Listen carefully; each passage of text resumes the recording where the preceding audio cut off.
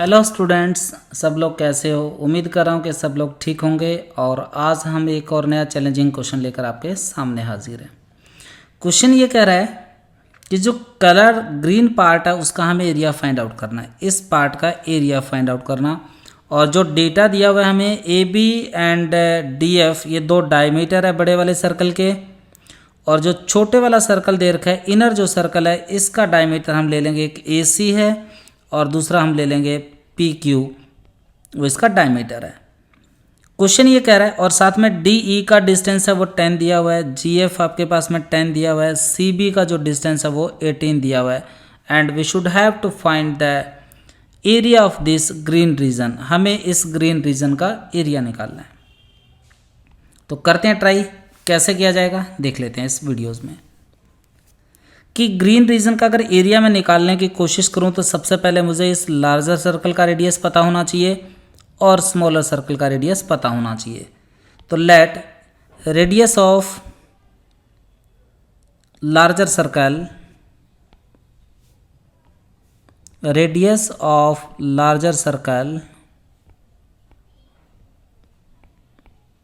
Equals to capital R. Radius of smaller circle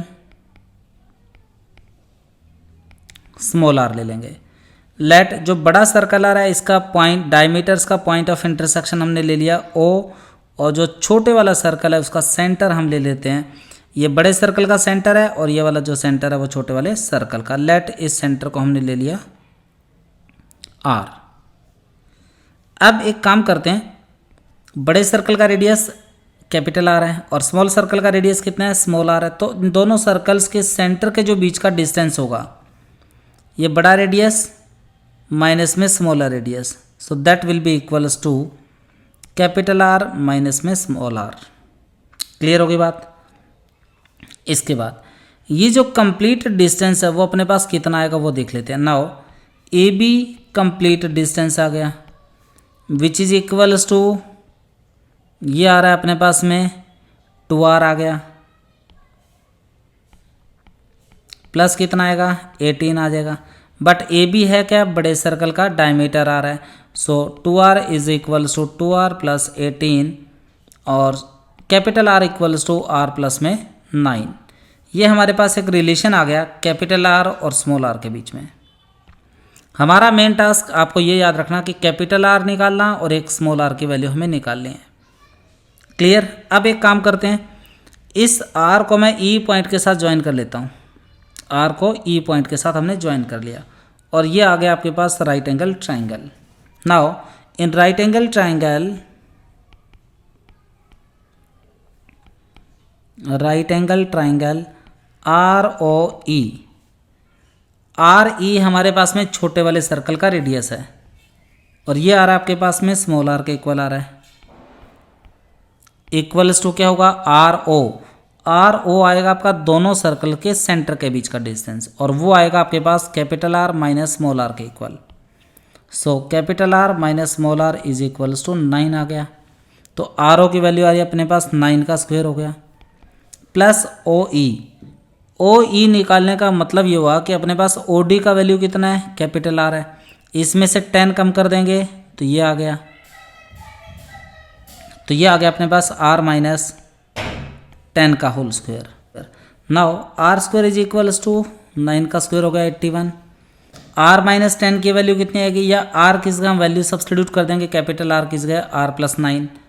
तो यहाँ पे जब आर प्लस 9 का होल स्क्वायर हो गया minus 10 and its whole square, simplify कर लेते हैं। आर स्क्वायर इक्वल टू 81, ये आ गया आर माइनस 1 का होल स्क्वायर है, वो आएगा आर स्क्वायर माइनस का 2r प्लस 1 आ गया।